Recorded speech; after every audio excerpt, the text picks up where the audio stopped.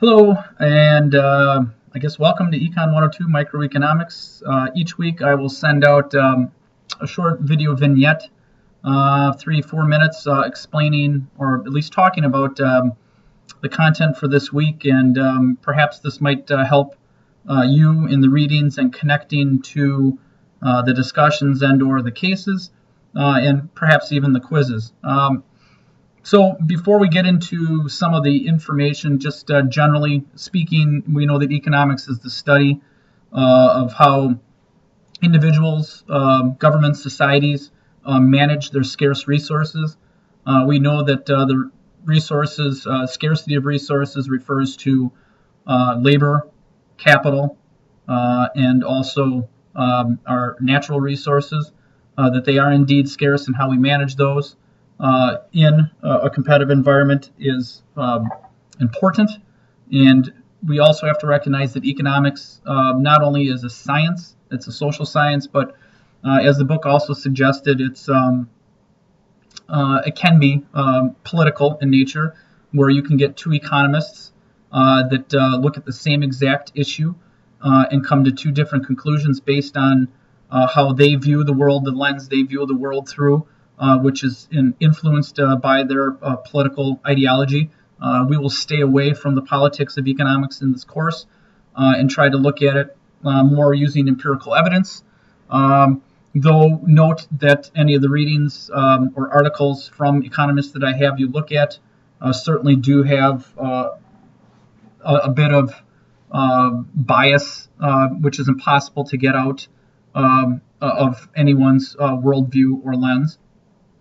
So with that said, Chapter 1 really looked at the 10 principles of economics that most economists, on whatever political side they view the world through, agree upon. They generally speaking, since economics has been a social science and a study, especially starting with a lot of writing in the 1700s, most agree on these 10 principles and refer back to these 10 principles on almost anything that we look at in economics, that it all can be argued back to these 10 principles. And again, universally, mostly agreed upon and understood. The application of those, of course, and the implications is where it gets a little messy at times. Chapter 2 is urging you to think like an economist. I should also mention that this textbook is the most popular economics textbook, at least in our country, for colleges and universities.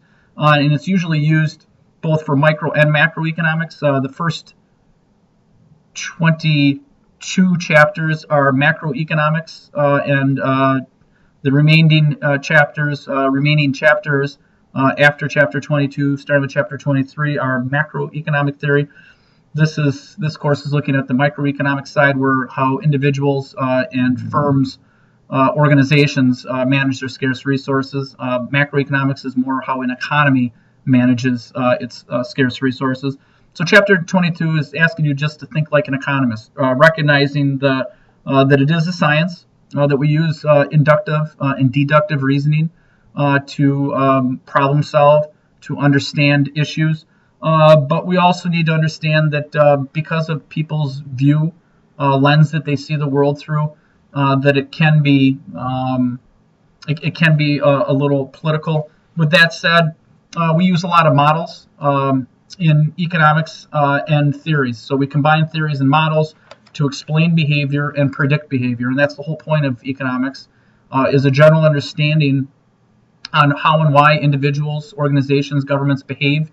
Being able to predict that, to influence it, is helpful for anybody in an organization, especially those of us that work in industries where consumer behavior can be predicted. It's helpful for us to know something about that because we can manage our resources in our organization better. Chapter 3 is looking at the main issue of trade and interdependence, that we are a global economy, that we are dependent, thus the name interdependent, dependent upon others because of the scarcity of labor, capital, money, and natural resources. It requires us to trade. We've always traded. We meaning people. People Humans have always traded, and it's a requirement because of the law of comparative advantage. Somebody usually is going to do something better than someone else, and whoever does it better, in other words, can do it more efficiently, more effectively, where the quality is better and the price is lower, we will gravitate towards that. Human nature is going to gravitate towards that. So that's why we trade. There is absolute advantages to trade, worldwide trade, not dismissing some of the negative things that occur due to trade, not because of trade. It's not causal, but are correlated to trade, and oftentimes just aren't managed very well by the trading partners, whether it's individual firms, individual people, or countries.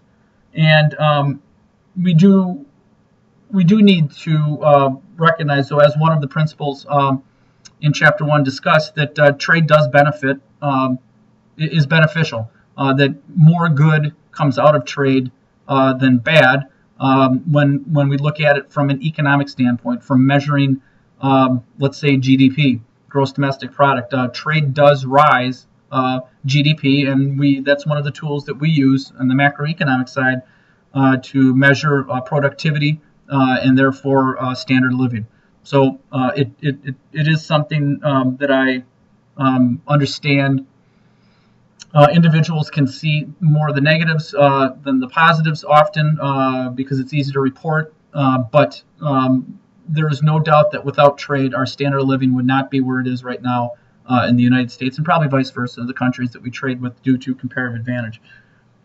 Chapter 4, the last chapter, is talking about supply and demand.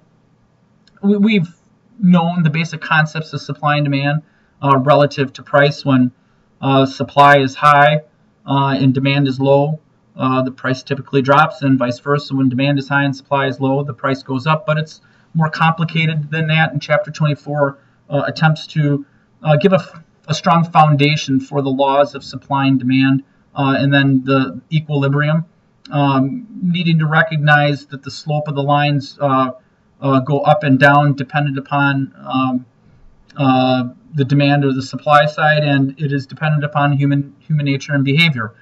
With that said, it looks at, and we need to understand that any time that the supply curve or the demand curve is changed, especially artificially through different events or regulations, that any artificial shift in the supply curve or the demand curve is going to have a corresponding shift in the equilibrium price artificially, which means the price of a product or service could go up or down due to artificial movements in the supply and demand curve due to, let's say, government regulations, taxes, or unforeseen events within the economy through the external environment, such as technology, competition, societal change, cultural change, demographic change.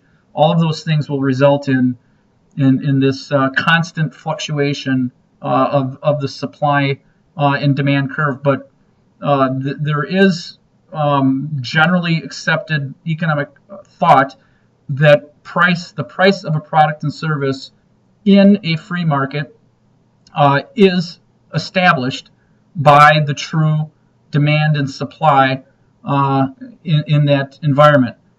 Now, the problem is, or what we have to ask ourselves is there ever true competition in the market, or are forces artificially changing the laws of supply and demand, and therefore we don't know what the true price is? One area that's of interest right now or of note right now is healthcare.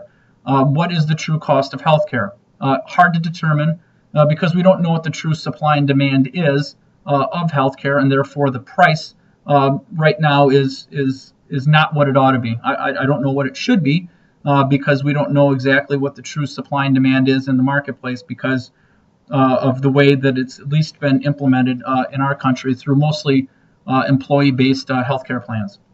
So with that, we will think about how these economic principles and managing of scarce resources affects supply and demand, and how economics is a science and also a theory that uses models and can be influenced and biased by our own way of thinking.